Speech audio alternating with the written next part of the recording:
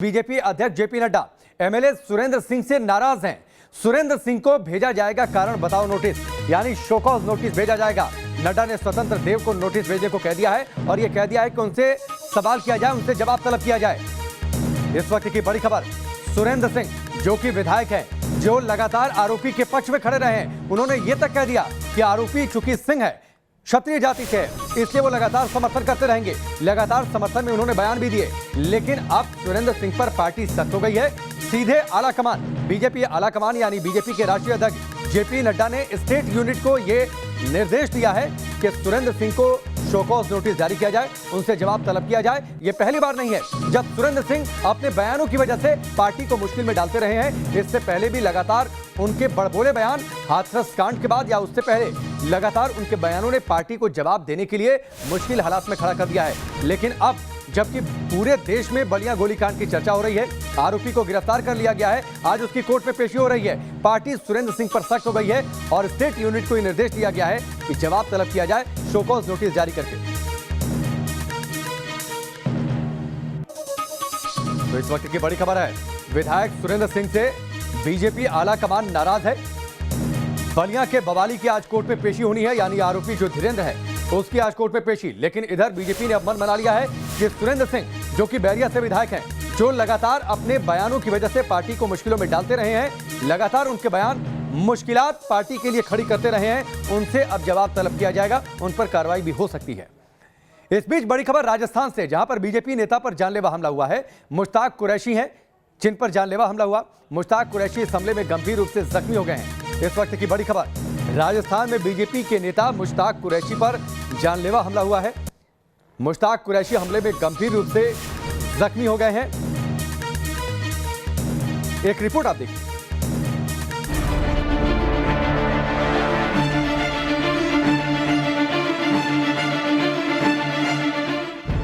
सुनसान सड़क और गाड़ी से उतरते कुछ बदमाश, हाथ में लाठी, मुंह पर नकाब और गाड़ी से उतरकर तेजी से किसी के घर के अंदर दाखिल होते बदमाश। लेकिन इसके बाद सीसीटीवी की तस्वीरों में जो कुछ दिखता है वो दहशत पैदा कर देता है।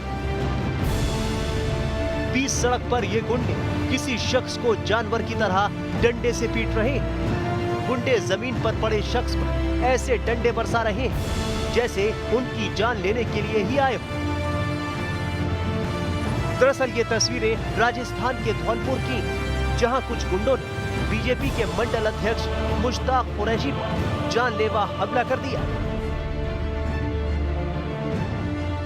यह हमला सुबह 5 बजे किया गया और वो भी उस इलाके में जहां एसपी और कलेक्टर ऑफिस महज चंद कदम पर। सुबह सुबह पार्टी कार्यकर्ता पर हुए इस हमले को लेकर बीजेपी अब गहलोत सरकार को घेरने की तैयारी में है।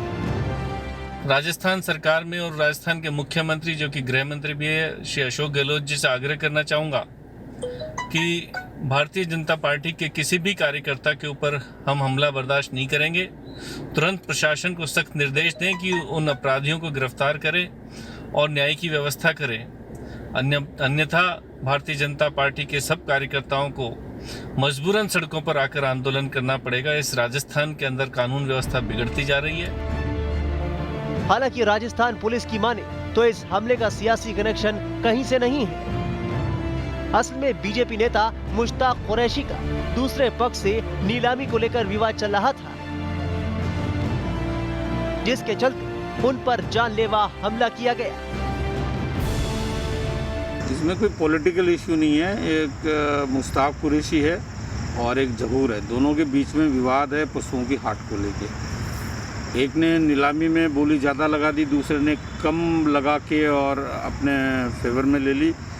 एक ने कम लगाई, दूसरे ने ज़्यादा लगा के अपने पक्ष में करा ली। इस बात को लेके आपस में विवाद की स्थिति थी और इसको लेके सुबह सुबह मुश्ताक के साथ में कुछ लोगों ने, जिसमें जहूरा और उसके लोग थे, मारपीट कर दी। विवाद चाहे जो भी हो, लेकिन जिस तरीके से बदमाशों ने बीजेपी नेता पर हमला किया, उससे तो यही लगता है कि गहलोत सरकार में कानून का खौफ गुंडे बदमाशों को नहीं। Team news nation.